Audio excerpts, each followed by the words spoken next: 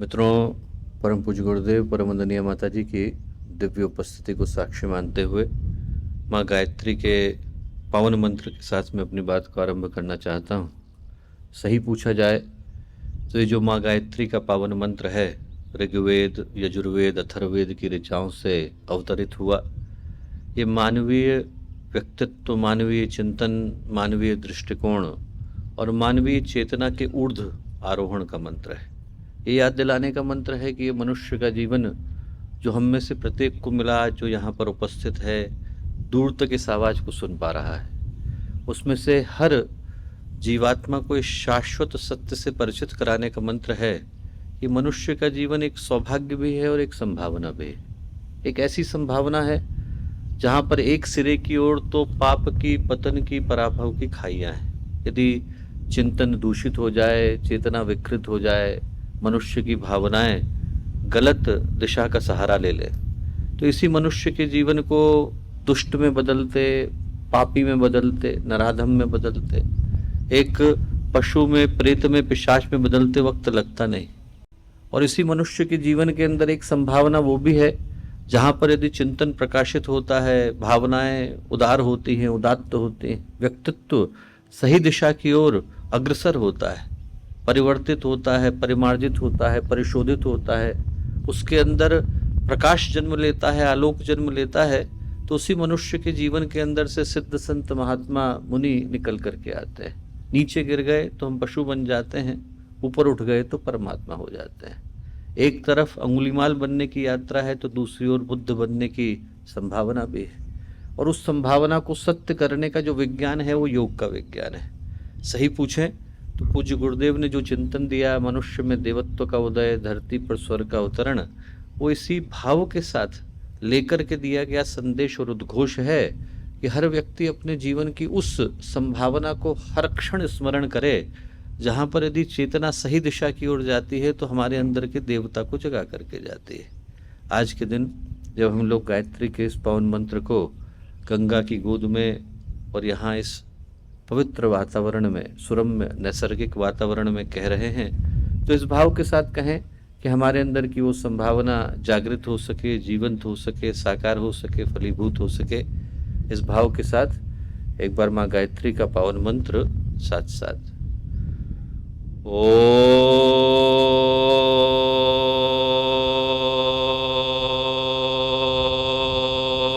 भूर्भुवः स्वः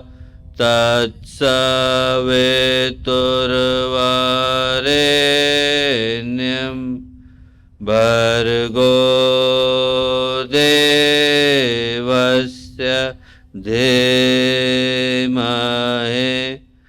धियो यो नः प्रचोदयात्।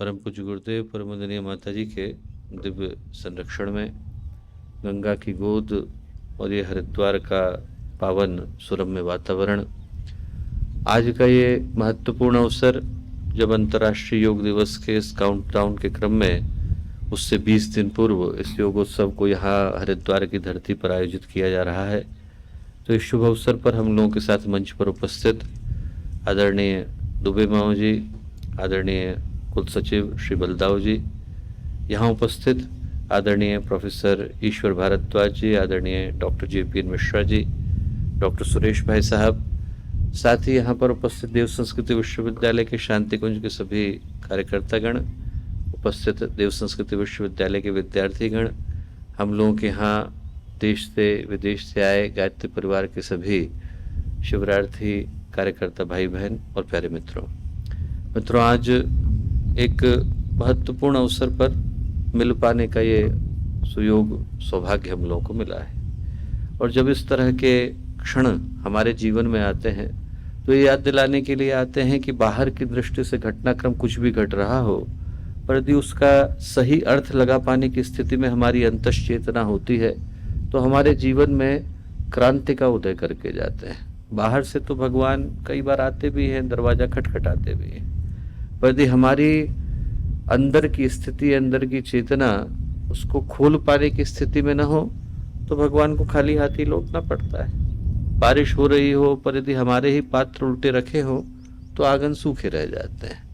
जीवन में क्रांति को घटाने के लिए अनिवार्य हो जाता है कि जो बाहर के क्षण हैं वो हमारी अंतर चेतना में किसी क्रांति को जन्म दे करके जाए। बाहर की दृष्टि से तो एक सामान्य से घटनाक्रम को जन्म देने के लिए हम लोग उपस्थित हुए हैं, एकत्रित हुए हैं, पर वो हमारे जीवन में एक महत्वपूर्ण अध्याय की शुरुआत और प्रारंभ तभी कर पाएगी जब उन क्षणों के मूल्य, अर्थ, महत्व को समझ पाने की स्थिति में हमारी चेतना होगी। एक 12 वर्ष के बालक की घटना आती है। नाम था नारायण।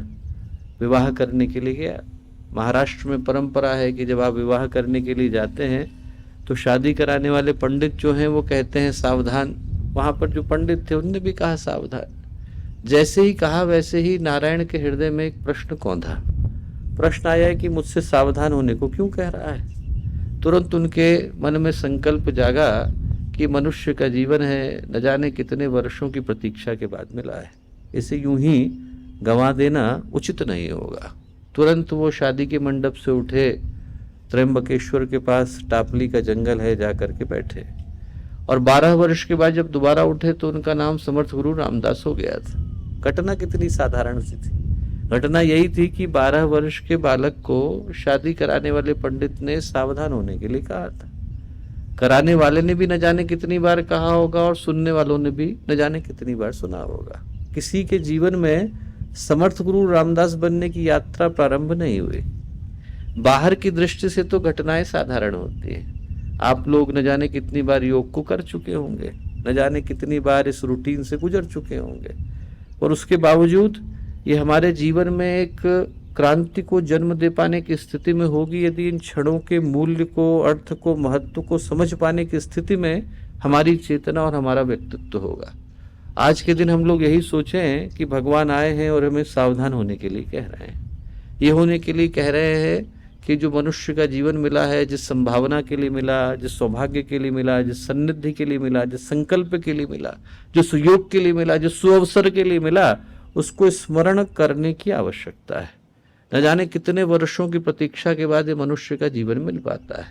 शास्त्रों की दृष्टि से देखें तो हम लोग कहते हैं बड़े भाग मनुष्य तन पावा, सुर दुर्लभ सदग्रंथ ही गावा। 84 लाख योनियों में भटकने के बाद, इंच इंच अपने से लड़ने के बाद, छोटी छोटी यात्राओं से गुजरने के बाद, कर्म के फल को धीरे धीरे काटने के बाद, हजारों जन्मों की यात्रा के बाद तब जाकर मनुष्य को ये जीवन प्राप्त हो पाता है। यदि हम लोगों का भरोसा धर्म पर न हो, कर्म पर न हो, अध्यात्म पर न हो, आस्था पर न हो, विज्ञान की दृष्टि से देखें तो भी तो 4.6 खरब वर्ष की यात्रा है। 4.6 billion years it has taken for us to reach here. कभी हम लोग यूनिसेलुलर थे, फिर मल्टी सेलुलर हुए, फिर एम्फीबियन हुए, फिर रेप्टाइल हुए, फिर प्राइमेट बने, फिर एक दिन उस प्राइमेट के अंदर एप खड़ा हो गया और उसके अंदर इरेक्ट पोस्चर आ गया, फिर कॉग्निटिव इवोल्यूशन हुआ, फिर इमोटिव हुआ, फिर इंटेलेक्चुअल हुआ।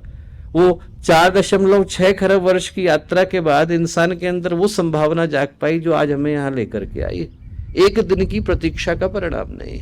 जहां हम लोग आकर के बैठे हैं वहां तक पहुंचने के लिए चाहे हमने पतंजलि की दृष्टि को अपनाया या आइंस्टाइन की, चाहे हम कबीर को माने या फिर हम न्यूटन को माने, रास्ता कोई सा भी ले, ज्ञान का ले या विज्ञान का ले, धर्म का ले, अध्यात्म का ले, पर सत्य तो एक ही कि आज हम लोग जिस स्थान पर आकर के बैठे हैं वहां तक पहुंचने के लिए अनेकों जन्मों की यात्रा से हमको गुजरना पड़ा है। तो जो आज का दिन है वो स्मरण कराने के लिए आया कि जो अवसर मिला है वो यूं ही चला न जाए। कहीं ऐसा ना हो कि जो हीरे के रूप में मनुष्य का जीवन मिला है वो कंकड़ की तरह से फेंक दिया जाए। हम लोग ध्यान से देखें तो पहली बार मनुष्य नहीं बने, हजारों बार बने। भगवान गीता में दूसरा श्लोक बोलते हैं तो बोलते हैं नत्वैवाहम जातुनासम नत्वम नेमे जनाधिपा न चैव न भविष्यामः सर्वे वै मतः परम। कहते हैं अर्जुन, ये जो सामने राजा बैठे हैं हजारों बार मेरे सामने आकर के खड़े हुए हैं, हजारों बार मैं खड़ा हुआ हूँ, हजारों बार तू खड़ा हुआ है। अब आप सोचो एक युग में 2 ही लोग एक बार आते हैं।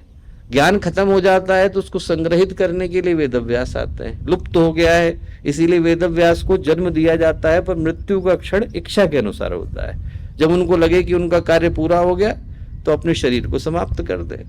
और दूसरा भगवान आते हैं एक युग में एक ही बार दो ही लोगों का आगमन होता है, वेद व्यास आते हैं और भगवान आते हैं। और भगवान क्या कह रहे हैं, हजारों बार मैं धरती पर आया। तो भगवान हजारों बार आ गए तो हम लोगों की गिनती कहाँ गई? हम लोगों की तो अगणित में चली गई, असंख्य में चली गई। न जाने कितनी बार हम लोगों ने चेक इन किया और न जाने कितनी बार चेकआउट किया। न जाने कितनी बार हम लोग इस शरीर को धारण कर चुके हैं, न जाने कितनी बार छोड़ चुके हैं। तो जो आज का दिन है वो यही स्मरण कराने के लिए आया है कि जो अवसर मिला है वो यूं ही चला ना जाए।